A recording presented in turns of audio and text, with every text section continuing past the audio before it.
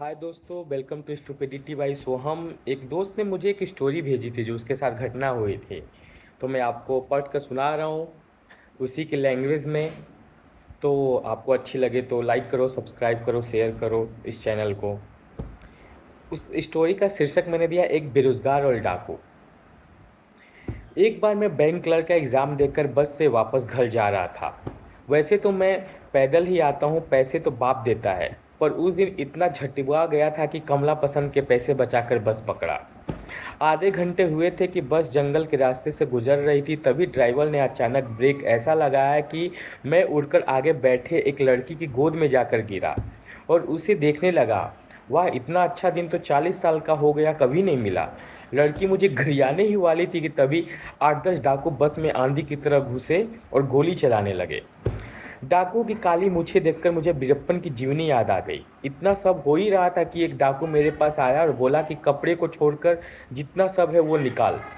मैंने भी रोते हुए एक्टिंग की और डाकू से बोला, सर मैं बेरोज़गार हूँ, अभी एग्ज़ाम देकर ही आ रहा हूँ, मेरे पास कुछ भी नहीं है देने को।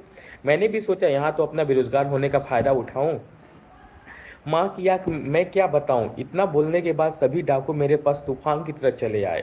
एक तो गुस्से से लाल होकर बोला, भोसड़ी के, हम भी पहले बेरोजगार ही थे, फिर मेहनत किया, गैंग बनाया और डाकू बने। तुम्हारी तरफ बिबिलाए नहीं, चल निकाल नहीं तो यहीं ठोक देंगे। सर आप लो- सर आप लोग को देखकर मेरी गांड ही फट गई है। मेरे पास सच्ची कुछ भी नहीं है देने को। इतना दिमाग लगाकर मैंने बोला ही था कि एक डाकू मेरे पास आया और मेरी गांड में राइफल डाल दी और बोला कि ये तो झूठ बोल रहा है, इसकी गांड तो फटी ही नहीं है। और फिर राइफल थोड़ा अंदर डाला तो कुछ पैसे गिरे। ये देख सब मज़े लेने लगे कि ये देखो बेरोजगार साहब ने अपने गांड में ही सिक्के छुपाए हैं। क्या करता, मुश्किल से तो पैसे मिलते हैं। और मैंने सोचा गांड से अच्छा क्या जगह हो सकती थी, पर मुझे क्या मालूम था कि ये डाकू साले मुहावरे गांड फट जाना भी चेक करेंगे। इतना होने के बाद जिस लड़की की गोद में गिरा था ना, उसकी तरफ देखा तो वो शायद यही बोल रही थी कि ऐसे भी नमूने होते हैं यहाँ।